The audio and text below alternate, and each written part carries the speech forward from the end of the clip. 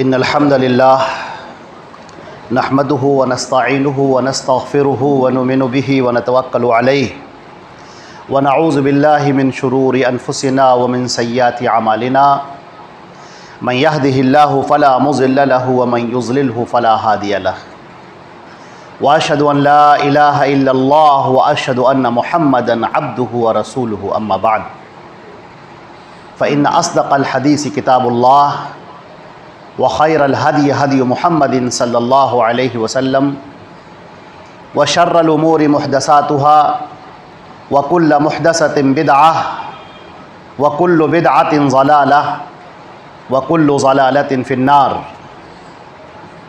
اعوذ باللہ السمیع العلیم من الشیطان الرجیم.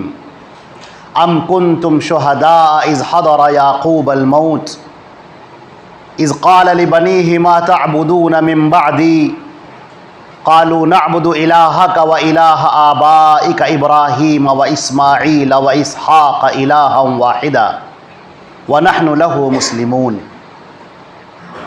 تمام تعریفیں اللہ رب العزت کے لیے ہیں جو ہمارا خالق و مالک ہے، آسمانوں اور زمین کا پیدا کرنے والا اور کل کائنات کا تنہا پالنہار ہے. وحدہ لا شریک لہ ہے، مستوی عرش ہے. لا یسأل عما یفعل وہم یسألون، کسی کی مجال نہیں کہ اس سے سوال کر سکے اور وہ جس سے چاہے سوال کرے.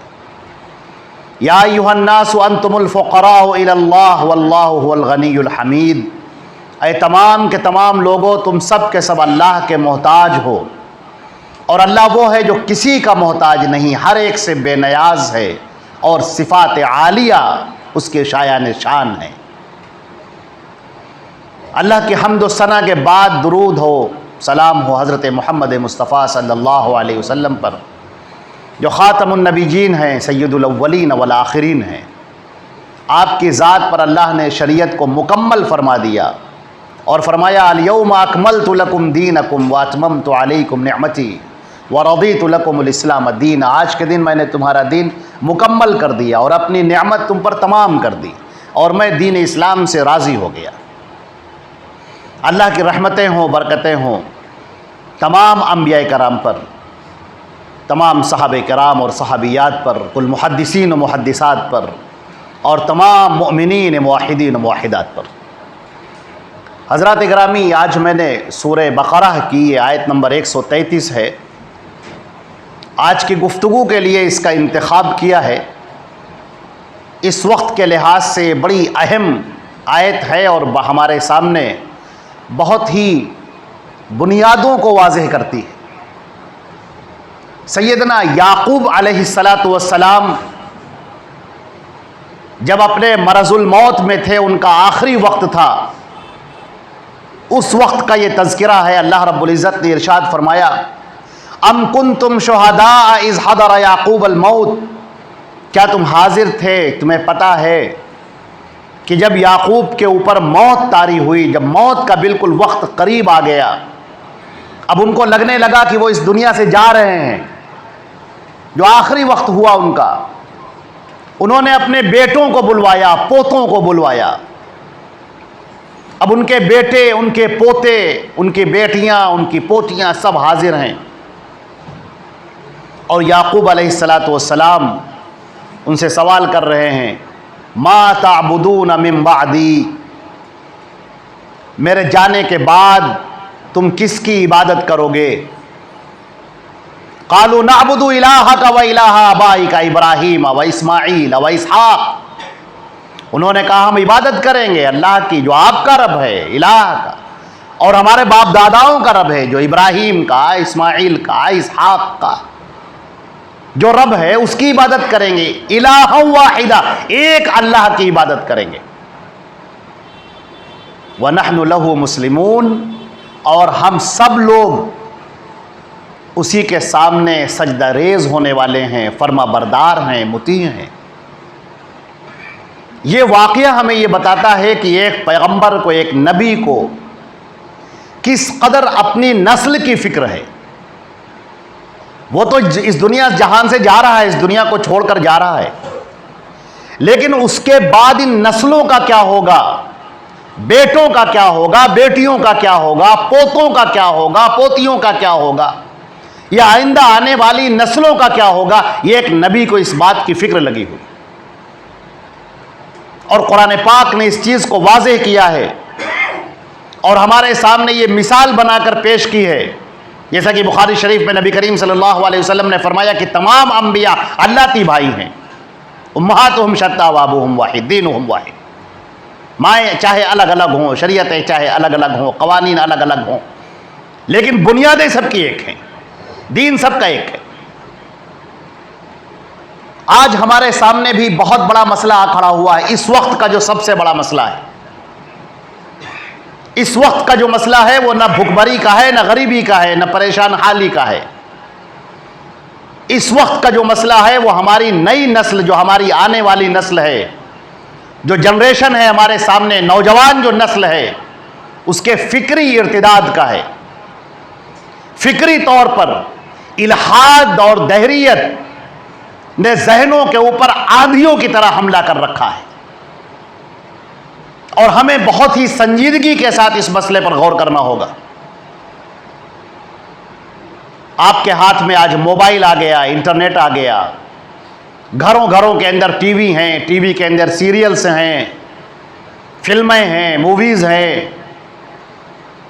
یہ جو فکری یلغار ہے، ذہنوں پر حملہ کیا جا رہا ہے، عقائد پر حملہ کیا جا رہا ہے، دھیرے دھیرے سلو پوائزن دے کر ذہن کو اپنی طرف راغب کیا جا رہا ہے اور کھینچا جا رہا ہے. دین بیزاری بھری جا رہی ہے. لادینیت، الحاد کہتے ہیں. الحاد کا مطلب ہے آدمی کا کوئی مذہب نہ ہو. وہ یہ کہے کہ ہمیں کوئی مذہب کی ضرورت نہیں ہے، ہم بالکل آزاد ہیں، جب تک جئیں گے جئیں گے، وما یہلکنا الا الدہر، اور بس جب موت آئے گی مر جائیں گے. باقی اس کے اوپر کوئی قید و بند نہیں ہے. یہ اس وقت کا سب سے بڑا مسئلہ ہے. وہ جو کتابیں جو پڑھائی جا رہی ہیں، جو کورس میں داخل ہیں، جن کو پڑھنے کے بعد کوئی گریجویٹ کرتا ہے، کوئی پوسٹ گریجویشن کرتا ہے، کوئی عہدوں پر فائز ہوتا ہے، لیکن ان کی جو بنیادیں ہیں یہاں سے لے کر وہاں تک، اس کے اندر الحاد اور دہریت بھری جا رہی ہے، عقائد سے چھیڑ چھاڑ ہو رہی ہے. اکبر الہ آبادی نے ایک شعر کہا تھا کہ یوں قتل سے بچوں کے بدنام نہ وہ ہوتا، افسوس کی فرعون کو کالج کی نہ سوجی. اس نے کہا کہ یہ جو فرعون تھا وہ بیوقوف آدمی تھا، اس نے بچوں کو تہہ تیغ کر دیا، نہ معلوم کتنوں کی گردنیں اڑا دی، قتل کر ڈالا، بدنام ہو گیا. لوگوں نے اس کو برا بھلا کہا، آج تک اس کا برے الفاظ کے ساتھ تذکرہ کیا جاتا ہے. اس کو چاہیے تھا کہ وہ اسکول کھول دیتا، کالج کھول دیتا، اور اپنے لحاظ سے پڑھائی کراتا، ان کے ذہنوں کو مولڈ کر دیتا، اس کے اندر اپنی باتیں بھر دیتا، الحاد بھر دیتا، دہریت بھر دیتا، خدا بیزاری بھر دیتا، دین بیزاری بھر دیتا. آدمی دین سے دور، عقائد سے دور، اللہ سے دور، اس کے رسول سے دور، اسلام سے دور. آج آپ صورتحال یہی دیکھ رہے ہیں. آج لوگ اپنے آپ میں مگن ہیں، مست ہیں، کھا رہے ہیں، کھلا رہے ہیں، اچھے کپڑے پہن رہے ہیں، عیدیں منا رہے ہیں، جمعہ پڑھ رہے ہیں، لیکن آپ کو معلوم نہیں کہ وہ سیلاب بلا خیز آپ کے گھروں کے اندر آ پہنچا ہے، جس نے لوگوں کو اپنے ذہن کے اندر قابض کر رکھا ہے، ذہنوں پر قابض ہو گیا ہے. وہ ایک عفریت جو ذہن کے اوپر قابض ہے. نبی کریم صلی اللہ علیہ وسلم نے فرمایا تھا کہ ایک ایسا بادر بالاعمال سبعا کا قطع اللیل المظلم یصبح الرجل مؤمنا ویمسی کافرا ویمسی مؤمنا ویصبح کافرا. اعمال کرو، جلدی جلدی نیک کاموں کی طرف جلدی کرو. ایسا وقت آنے والا ہے کہ آدمی صبح کو مومن ہوگا، شام کو کافر ہو جائے گا، شام کو مومن ہوگا، صبح کو کافر ہو جائے گا. آج ہمارے بہت سارے نوجوان اسکولوں میں پڑھنے والے، کالجز میں پڑھنے والے، ٹی وی سیریلز کو دیکھنے والے، موویز کو دیکھنے والے، ادھر ادھر کی باتوں کو سننے والے، ملحدین کے بیانات کو سننے والے، ان کا معاملہ یہ ہو چکا ہے کہ وہ دین سے بالکل دور ہوتے جا رہے ہیں. آپ نے دیکھا ہوگا ہماری بہت ساری لڑکیاں، بہت ساری بچیاں جو مسلمان ہیں، وہ غیروں کے ساتھ میں بھاگ گئیں، شادی کر رہی. ذہن کے اندر ڈالا جا رہا ہے مذہب کیا چیز ہے، قید و بند ہے، چھوڑو اس کو، ہٹاؤ. یہ دجالی فتنہ ہے. یہ دجال کی چونکہ آنے کا اس کا وقت ہو ہی چکا ہے، آنے والا ہے، صبح کو آ جائے یا شام کو آ جائے. یہ اس کی فکری طور پر یہ اس کے ہرکارے ہیں، یہ اس کا لشکر ہے جو دجال کے آنے کی زمین کو ہموار کر رہا ہے، اس کے راستوں کو بنا رہا ہے. آج آپ ذرا اندازہ کر کے دیکھیں، آنکھیں کھول کر تھوڑی دیر کے لیے سوچئے کہ اگر آپ کے سامنے آج دجال آ جاتا ہے جو ایک اشارہ کرے اور آسمان سے پانی برسنے لگے، ایک اشارہ کرے اور زمین سے غلے اپنے نکالنے لگے. کہ یا عاصی بن نحل، نبی کریم صلی اللہ علیہ وسلم نے فرمایا کہ خزانے اس کے پیچھے ایسے چلیں گے جیسے شہد کی مکھیاں چلتی ہیں. وہ کسی کو زندہ کر رہا ہے، کسی کو مار رہا ہے، کسی کو قتل کر رہا ہے، مردہ زمین سے کہہ رہا ہے کہ یہاں پر زرخیز ہو جا، تو اس میں سے غلے نکل رہے ہیں.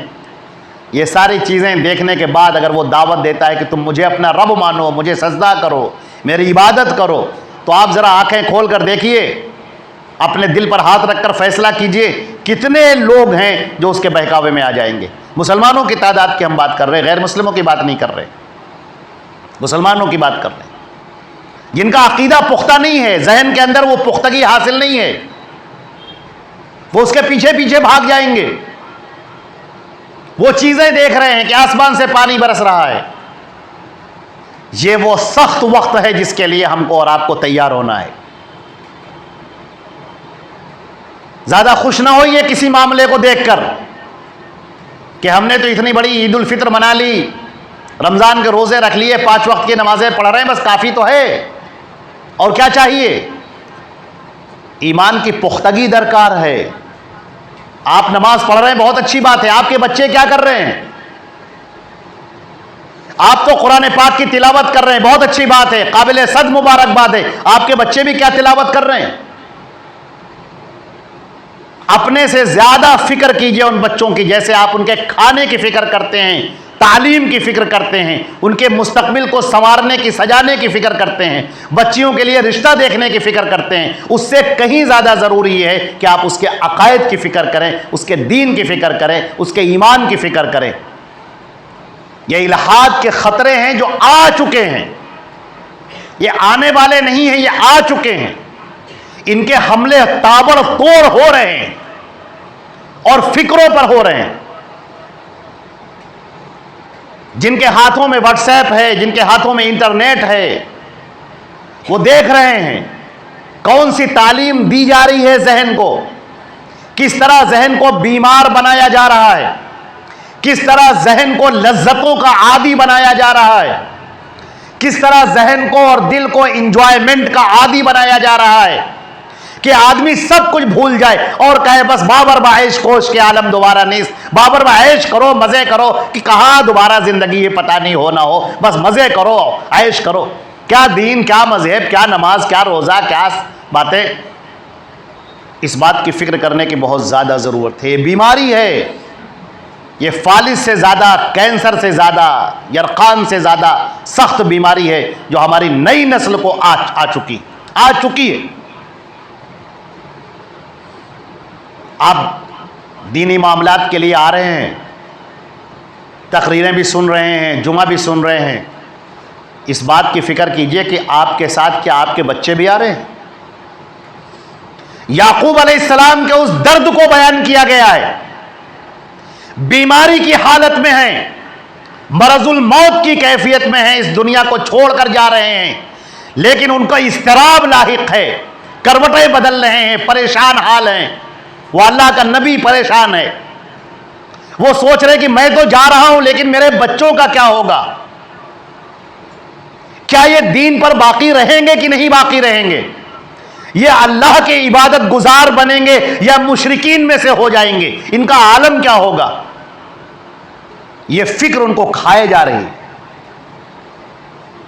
بستر پر کروٹیں بدل رہے ہیں، نیند نہیں آ رہی ہے، اضطراب کی کیفیت میں، اور پوچھ رہے ہیں ما تعبدون من بعدی، میرے جانے کے بعد تم کس کی عبادت کرو گے؟ بتاؤ.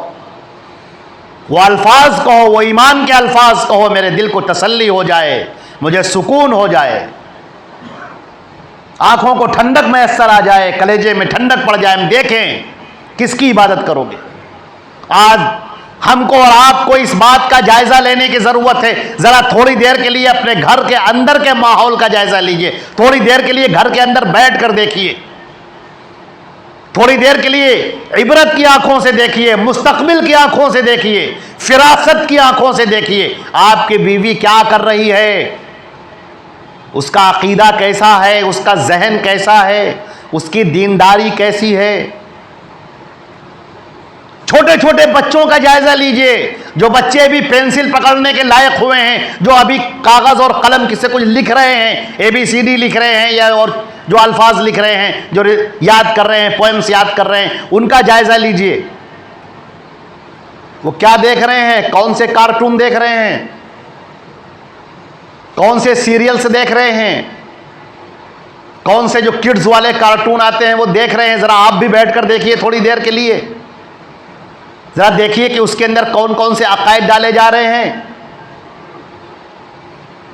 جیسے لوہا جب گرم ہو جاتا ہے تو اس کو پگھلا کے چاہے جدھر آپ چاہے موڑ دیں، چاہے ایک کڑی بنا دیں اور چاہے اسے تلوار بھالا بنا دیں، جیسے چاہیں اسے خوبصورت ڈھنگ سے آپ موڑ دیں۔ یہ کچا ذہن ہوتا ہے بچوں کا، دل کی تختی بالکل صاف ہوتی ہے، ذہن کی تختی بالکل صاف ہے، آپ اس میں جو چاہیں ڈال دیں۔ ہمارے یہاں تو مائیں جب اپنا کام کرنا چاہتی ہیں اور بچے رو رہے ہیں یا پریشان کر رہے ہیں تو ہاتھوں میں موبائل پکڑا دیا، سنو، کوئی مووی لگا کر دے دی، کوئی سیریل لگا کر دے دیا، کوئی کارٹون لگا کر دے دیا، کوئی گانا لگا کر دے دیا، سنو، مست ہے۔ یہ بچوں کی اٹھان کیسی ہو رہی ہے، یہ ذہنوں کے اندر زہر بھرے جا رہے ہیں، یہ ذہنوں کے اندر بیماریاں، اخلاقی بیماریاں بھری جا رہی ہیں، بد کرداری کی بیماریاں بھری جا رہی ہیں ذہن کے اندر۔ یہ ابھی رنگ نہیں دکھائیں گی، یہ کچھ سالوں کے بعد اپنا رنگ دکھائیں گی۔ اس بات کا بہت زیادہ غور کر کے جائزہ لینے کی ضرورت ہے، بہت ہی سنجیدگی کے ساتھ اس معاملے پر غور کرنے کی ضرورت ہے۔ اپنے بچوں کو، خواہ وہ چھوٹے بچے ہوں یا دھیرے دھیرے بڑے بچے ہوں، ان کے سامنے دین کی باتیں کیجئے، عقیدے کی، ایمان کی باتیں کیجئے، قرآن پاک سے ان کو جوڑیے، ملحدین کے جو اشکالات ہیں اس کا جواب دیجئے، اور اگر آپ نہ جواب دے سکیں تو ان کو ایسی محفلوں میں، ایسی مجلسوں میں لے جائیے، علماء کرام کے پاس لے جائیے، یا ان کے آڈیوز، ان کے ویڈیوز سنائیے جو ان عقائد کی تصحیح کرنے والے ہوں۔ یہ کتے اور بلی کی کہانیاں سنانا بند کر دیجئے، بہت ہو گیا۔ اب ان کو واقعات سنائیے، انبیاء کرام کے واقعات سنائیے، اللہ کی توحید سے آشنا کیجئے۔ آپ کہیں گے تو چھوٹا سا بچہ ہے، اس کو توحید کا کیا مطلب ہے؟ میں آپ کو ایک حدیث سناتا ہوں، اللہ کے پیارے رسول صلی اللہ علیہ وسلم کی۔ حضرت عبداللہ ابن عباس رضی اللہ تعالی عنہما فرماتے ہیں، میں اللہ کے رسول صلی اللہ علیہ وسلم کے پیچھے بیٹھا ہوا تھا، آپ کے خچر پر، کنت ردف النبی صلی اللہ علیہ وسلم، میں پیچھے بیٹھا ہوا تھا آپ کے، کہیں جا رہے تھے مدینے میں۔ اللہ کے رسول صلی اللہ علیہ وسلم آگے بیٹھے ہوئے ہیں، عبداللہ ابن عباس ان کی کمر پکڑ کر پیچھے بیٹھے ہوئے ہیں، چھوٹے بچے ہیں، ان کی عمر 9 یا 10 سال، جو انتقال ہوا ہے تو ان کی عمر 10 سال کی تھی، اس کا مطلب ہے اس سے اور پہلے کے 8-9 سال کی عمر۔ اللہ کے رسول صلی اللہ علیہ وسلم فرماتے ہیں، یا غلام، اے بچے سن۔ وہ کہتے ہیں لبیک یا رسول اللہ۔ آپ خاموش رہتے ہیں، کچھ نہیں بولتے، چپ بالکل۔ پھر تھوڑی دور آگے جانے کے بعد کہتے ہیں، یا غلام، اے بچے سن۔ وہ کہتے ہیں لبیک یا رسول اللہ، میں حاضر ہوں، اللہ کے رسول میں حاضر ہوں، سن رہا ہوں، بتائیے۔ پھر آپ کچھ نہیں بولے۔ بڑی اہم بات ہے یہ، ذہن کو پوری طرح اپنی طرف کھینچ لینا۔ نبی کریم سے وہ بچے ہیں چھوٹے سے، اتنی بڑی بات ان کو بیان کی جا رہی ہے، تو اس سے پہلے ٹیکنک کیسی اپنائی گئی؟ ایک بار کہا بچے سن، پھر کچھ نہیں بولے آپ، دوبارہ کہا بچے سن، پھر کچھ نہیں بولے، تیسرا کہا بچے سن، وہ کہہ رہے اللہ کے رسول میں حاضر ہوں، بتائیے۔ اب اس کا ذہن ہر طرح سے بالکل آزاد ہو چکا ہے، وہ سننا چاہ رہا ہے اللہ کے رسول کیا فرماتے ہیں۔ آپ فرماتے ہیں یا غلام انی اعلمک ثلاث کلمات، اے میرے بچے، میرے بیٹے، میں تجھے 3 باتیں سکھا رہا ہوں۔ احفظ اللہ یحفظک، تو اسے یاد رکھ، اللہ تیری حفاظت کرے گا۔ 3 باتیں۔ پہلی بات احفظ اللہ تجدہ تجاہک، تو ایک اللہ کو یاد رکھ، اللہ کی مدد کو ہمیشہ اپنے سامنے پائے گا۔ تو اللہ کو یاد کر، اللہ کو یاد رکھ، اللہ کو پکار، اس کو آواز دے، تو ہمیشہ اللہ کی مدد کو اپنے سامنے پائے گا۔ اذا سألت فاسأل اللہ واذا استعنت فاستعن باللہ، جب تجھے کچھ مانگنا ہو تو صرف ایک اللہ سے مانگ، کچھ مدد چاہنی ہو تو صرف ایک اللہ سے مدد چاہ۔ تیسری بات اور بڑی اہم، وَعْلَمْ، اور اچھی طرح سے جان لے، ان الامت لو استمعت علی ان ينفعوك بشیء لم ينفعوك بشیء الا قد كتبه اللہ لك وان استمعت علی ان يضروك بشیء لم يضروك بشیء الا قد كتبه اللہ علیک۔ ساری دنیا کے انسان اور جنات مل کر اگر تجھے کچھ فائدہ پہنچانا چاہیں تو فائدہ نہیں پہنچا سکتے سوائے یہ کہ اللہ نے تیرے لیے لکھ دیا ہو، اور ساری دنیا کے انسان اور جنات مل کر تجھے نقصان پہنچانا چاہیں تو نقصان نہیں پہنچا سکتے سوائے یہ کہ اللہ نے تیرے لیے لکھ دیا ہو۔ رفعت الاقلام وجفت الصحف، انسان کی تقدیریں لکھی جا چکی، صحیفے خشک ہو چکے۔ ذرا آپ غور کریں کہ دین کی کتنی پختہ بنیاد، کوئی دور کی بحثیں نہیں، کوئی طویل باتیں نہیں، کوئی لمبی گفتگو نہیں، دین کی جڑ آپ نے پکڑا دی اس بچے کے ہاتھ میں۔ آپ ذرا سوچ کر دیکھیں کہ یہ چیز جس کے پاس آ جائے، اللہ کو ہمیشہ یاد رکھ، باقی سب کی نفی ہو گئی۔ دل کے اندر، ذہن کے اندر ایسا پودا لگا دیا گیا ہے جو برگو بار دے گا، پھل پھول دے گا۔ اب اس جڑ کو کوئی اپنی جگہ سے ہلا نہیں سکتا۔ پورے لوگ ایک ساتھ اکٹھا ہو جائیں، سب کے سب اکٹھا ہو جائیں، پھر بھی وہ اللہ کے علاوہ کسی سے ڈرنے والا نہیں، کسی سے خوف کھانے والا نہیں۔ دجال کتنا ہی آ جائے فریفتگی کی چیزوں کو لے کر، مگر کوئی اس کے پیچھے چلنے والا نہیں۔ عقیدہ پختہ ہے، ایمان پختہ ہے، اللہ کی ذات پر پختہ ہے۔ اسے معلوم ہے کہ اللہ نے انبیاء کرام کی کن کن حالات میں مدد کی۔ حضرت یوسف کا واقعہ اس کے سامنے ہے، وہ زندہ کے اندر ہیں، جیل کے اندر ہیں، اور اللہ رب العزت ان کو جیل سے باہر لاتا ہے۔ کنویں کے اندر ڈال دیے گئے، سارے اسباب ختم ہو گئے، اللہ رب العزت ان کو وہاں سے نکالتا ہے۔ یونس علیہ السلام مچھلی کے پیٹ کے اندر چلے گئے، مچھلی نے ان کو نگل لیا، سمندر کی تاریکی، مچھلی کے پیٹ کی تاریکی، اب تو سارے راستے بند ہو گئے۔ دنیا جانتی ہے، وہ خود بھی جانتے ہیں کہ اب مچھلی جب نگل لیتی ہے تو آدمی ختم ہو جاتا ہے، مگر وہ پکارتے ہیں لا الہ الا انت سبحانک انی کنت من الظالمین، پروردگار میرے گناہوں کی سزا مجھے مت دے، مجھے معاف کر دے، تیرے علاوہ کوئی نہیں ہے جو میرے گناہوں کی بخشش کر سکے۔ یا اللہ میں اعتراف کرتا ہوں اپنے تمام گناہوں کا، میرے گناہوں کی بخشش کر۔ اللہ رب العزت اس مچھلی کے پیٹ کے اندر سے، اس نوالے سے یونس علیہ السلام کو لاتے۔ ابراہیم علیہ السلام جن کو لوگوں نے، قوم نے آگ میں ڈال دیا ہے، شعلے آسمان سے باتیں کر رہے ہیں، ڈال دیے گئے اس کے۔ اللہ تعالیٰ فرماتے ہیں یا نارو کونی بردم و سلام علی ابراہیم، آگ ٹھنڈی ہو جا، ابراہیم کے لیے سلامتی بن۔ اللہ کے نبی صلی اللہ علیہ وسلم پوری قوم آپ کا پیچھا کر رہی ہے، پکڑ کر قتل کر دینے کے در پہ ہے، غار ثور کے اندر آپ چھپے ہوئے ہیں، آپ کے ساتھ سیدنا ابو بکر صدیق رضی اللہ تعالی عنہ۔ حضرت ابو بکر صدیق رضی اللہ تعالی عنہ فرماتے ہیں اللہ کے رسول، یہ کفار بالکل سر پر آ گئے، اگر ان میں سے کوئی نیچے جھانک کر دیکھ لے تو ہم کو دیکھ لے گا۔ آپ فرماتے ہیں لا تحزن ان اللہ معنا، مت رنج کر، اللہ ہمارے ساتھ ہے۔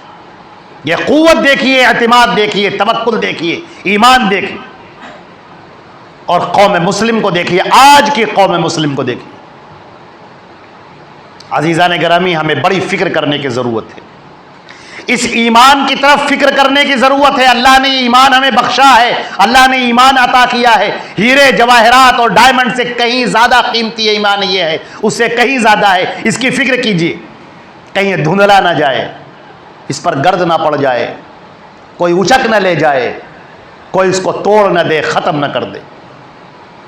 اپنے بچوں کے سامنے دین کی باتیں بیان کیجئے، عقائد کی باتیں بیان کیجئے، بچوں کے سامنے، بچیوں کے سامنے، بیوی کے سامنے۔